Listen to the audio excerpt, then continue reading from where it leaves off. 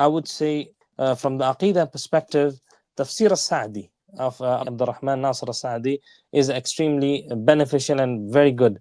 It is printed by Islamic International Publication House, IIPH, and it is about in 10 volumes. It comes in a whole package, and it's a tafsir for the awamun nas, I would say, for the common people, very easy to understand, and it is for those people who wants to study ilm at the beginning. So it has less information and full of benefits, and it doesn't give much historical background, to be very honest, but it gives you the zubda, it gives you the cream.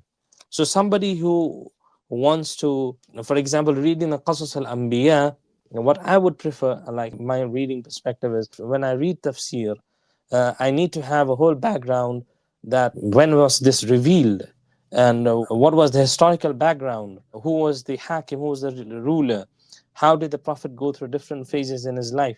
That detailed structure is not in this. So it's for the common people. It just gives you the zubda, it gives you the cream.